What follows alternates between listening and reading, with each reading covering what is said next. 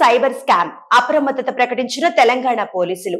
Parcel వచ్చిందంటూ ఫోన్లు, drugs ఉన్నాయంటూ బెదిరింపు కేసులు, సెక్షన్లు అంటూ పెద్ద ఎత్తున డబ్బు వసూలు.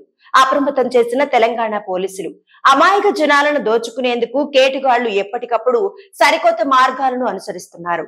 కొత్త కొత్త దారుల్లో మోసాలకు పాల్పడుతున్నారు. తాజాగా మరో సైబర్ మోసం వెలుగులోకి వచ్చింది. పార్సిల్ వచ్చిందంటూ ఏదో ఒక ప్రముఖ కంపెనీ నుంచి ఫోన్ చేసి ఆ పార్సిల్లో డ్రగ్స్ ఉన్నాయంటూ భయపెడుతున్నారు.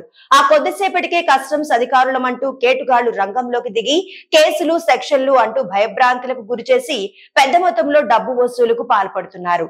ఈ తరహా మోసాలపై తెలంగాణ పోలీసులు అప్రమత్తం చేశారు. ఈ విధమైన ఫేక్ పార్సిల్ స్కామ్ల విషయంలో జాగ్రత్తగా ఉండాలని అలర్ట్ చేశారు. ప్రముఖ కంపెనీల పేరుతో కాల్ చేసి పార్సిల్లో డ్రగ్స్ ఉన్నాయంటూ బెదిరిస్తున్నారని, డబ్బు వసూలు చేస్తున్నారని, అందుకే బుక్ చేయని పార్సిల్స్ విషయంలో అప్రమత్తంగా ఉండాలని సూచించారు. ఈ తరహా సైబర్ నేరాలపై 1930 నెంబర్ కు కాల్ చేసి ఫిర్యాదు చేయవచ్చని సూచించారు.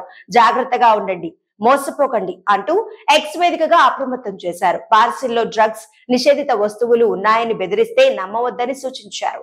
కేసులు, సెక్షన్లు అని నమ్మించే ప్రయత్నం చేస్తారని, చివరకు డబ్బు వసూలుకు పాల్పడతారని వివరించారు.